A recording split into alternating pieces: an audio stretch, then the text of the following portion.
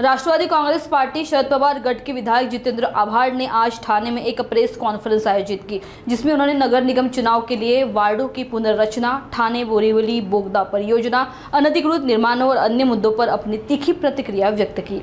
नाही, प्रभाग रचना बदलली म्हणजे अशी काही बदलत नाही, पण बरोबर त्यांच्या सोयीनुसार प्रभाग कापले जातात आणि हे पुराव्यानिशी सिद्ध करून देऊ शकतो। असं काय नाही, दोन दोन माझ्याकडे पुरावे आहेत।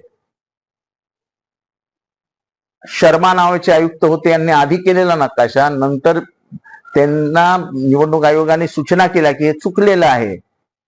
प्रभाग चुकले तर म्हणजे खाडीच्या पलीकडे जे प्रभाग द्यायला पाहिजे होते तेवढे प्रभाग न देता त्याच्यातली कमी करून शहरात प्रभाग वाढवली का, तर शहरात आम्हाला जास्त मतं मिळतील, शहरात आमचे जास्त सीटा निवडून येतील, म्हणून प्रभाग त्यांनी ठाणे शहरात वाढवून टाकले। अहो, पण जे लोक खाडीच्या पलीकडे जातात ते सुद्धा मतदार आहेत, त्यांना सुद्धा जेवढे प्रभाग तुम्ही लोकसंख्येप्रमाणे द्यायला पाहिजे तेवढे द्यायलाच पाहिजे।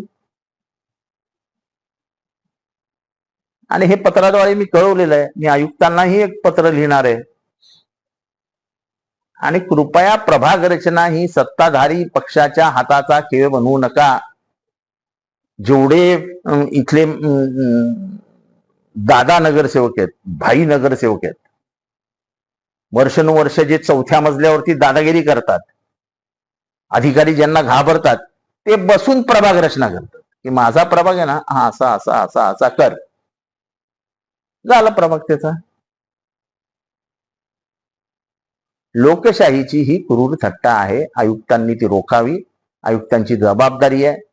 आता त्याच्यावरती ठीक आहे, आता लोकशाहीचे सगळीकडनं धंदवडे निघतायत, अजून एक धंदवडा, अजून एक तमाशा पण आहेच ना। म्हणजे आता अनेक मतदारसंघामध्ये झालेलं अधिकचं मतदानाबद्दल ते मतदार त्या मतदारांना शोधायला गेले असता ते मतदारच नाहीत जागेवरती, आणि असे काही कमी अधिक मतदार नाहीत, 16-16 हजार मतं एका रात्रीत वाढली।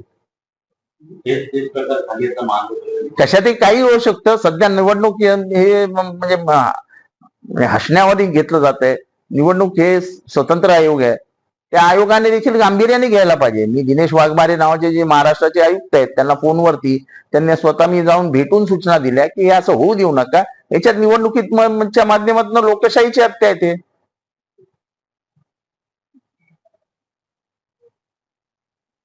5 वर्षानंतर परीक्षा द्यायची असती, त्याच्या आधीच पेपरच सेट केलेला असेल तर परीक्षा घेतच कशाला। कसला जनतेचा कौल, 16,000 मतं एका रात्रीत वाढतात।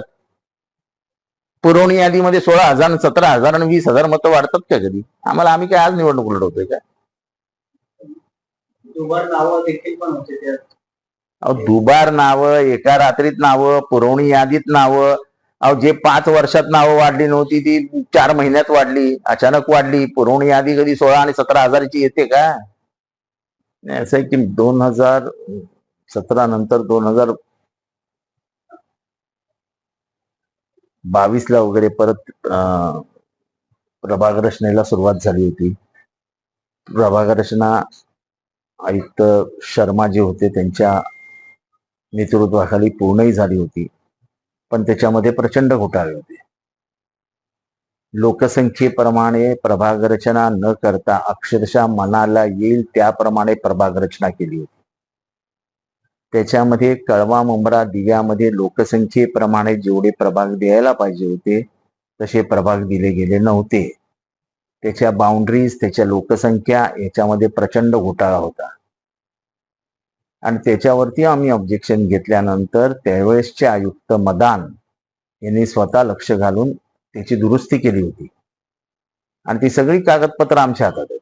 आधीची प्रभाग रचना जी शर्मांनी केली होती, नंतर मदान यांनी सांगितल्यानंतरची प्रभाग रचना आमच्याकडे होती आणि त्याच्यामुळे गेले अनेक वर्ष प्रभाग रचना करणारे अधिकारी आपल्या घरी बोलवून, निवडणूक आयोगाचे अधिकारी आपल्या घरी बोलवून इथले राजकीय नेते प्रभाग रचना करतात।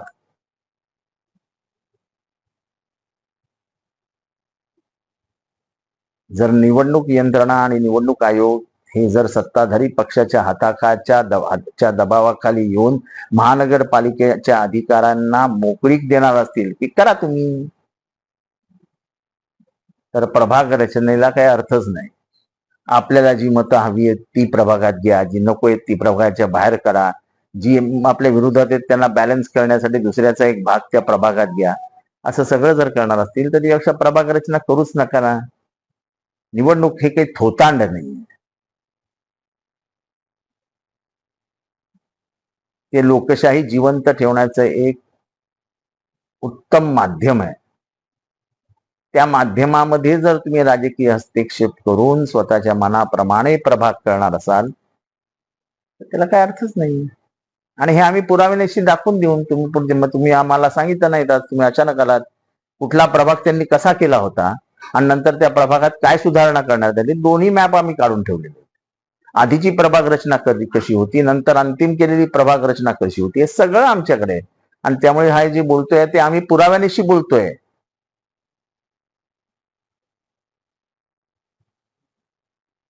महापालिका आयुक्त फक्त त्याच्यावर मोहर लावतात, पण महापालिका आयुक्त मोहर लावताना हे कसं केलं गेलंय याच्यावरती कोणाचे निर्बंधच नाही आहेत. मला आहे ना, संविधानाने मूलभूत अधिकारांमध्ये व्यक्त होण्याचं स्वातंत्र्य दिलंय.